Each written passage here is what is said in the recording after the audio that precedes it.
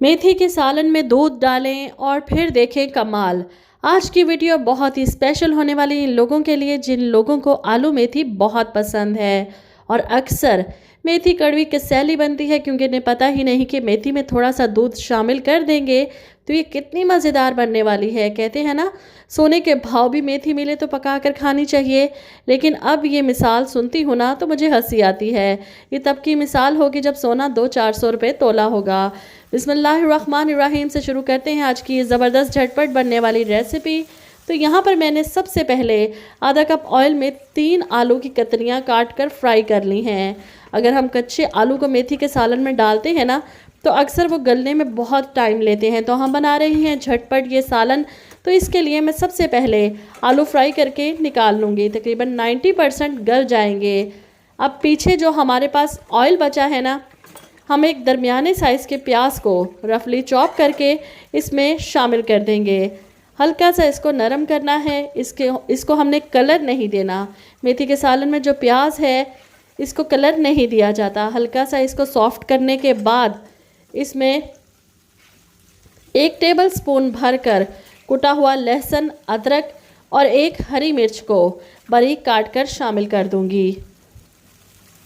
अब इसका कच्चापन ख़त्म करने के बाद हमने टेस्ट के हिसाब में से इसमें नमक, मिर्च और हल्दी शामिल करनी है।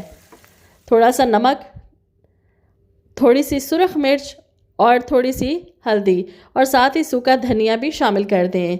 अच्छे से मसाले को भून कर तैयार कर लें। मेथी के सालन में टमाटर नहीं डाले जाते। तो बहुत अच्छा सा ये देखिए झटपट मसाला भुन चुका है। अब 2 गुच्छी कसूरी मेथी मैंने अच्छे से काट कर धोकर इसमें शामिल कर रही हूँ। मेथी को आपने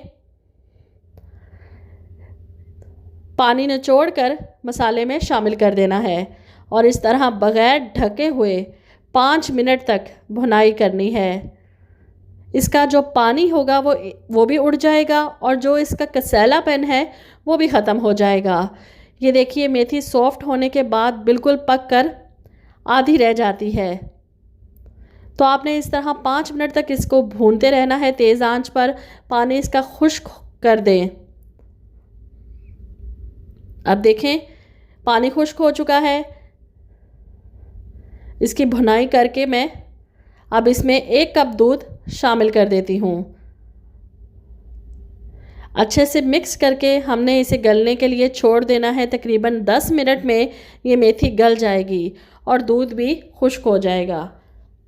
तो यहाँ पर मैं इसको ढक देती हूँ। तकरीबन 10 मिनट के बाद हल्की आंच पर मैं इसे चेक कर लूँगी। 10 मिनट हो चुके हैं। देखिए माशाल्लाह से दूध का भी खुश्क हो चुका है। जो पानी था, मेथी का कलर कितना प्यारा सा है।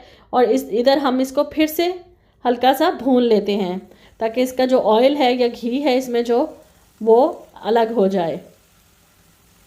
यहाँ पर मैं नमक मिर्च भी टेस्ट कर लेती हूँ। बिल्कुल परफेक्ट है। मेथी के हिसाब से इसमें थोड़ी नमक मिर्च ही रखी जाती है, ज़्यादा नहीं डाली जाती।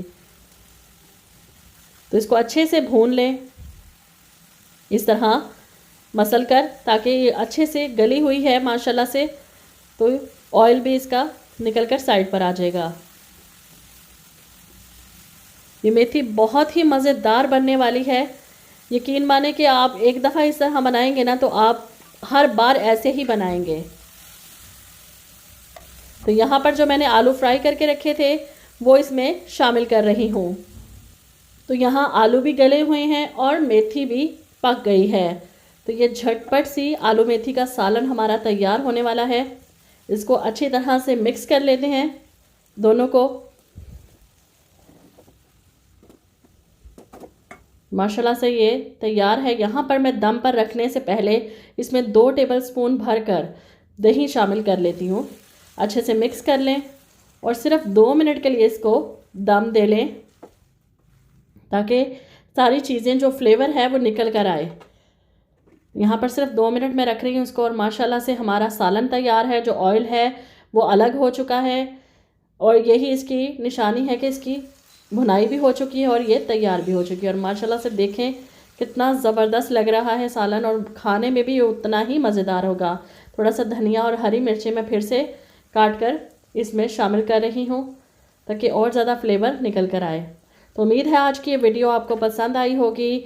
ज़रूर ट्राई कीजिएगा, मुझे कमेंट बॉक्स में ज़रूर बताइएगा आपकी कैसी बनी है ये मेथी। दुआओं में मुझे याद रखिएगा। इजाज़त दीजिए, अल्लाह हाफिज़।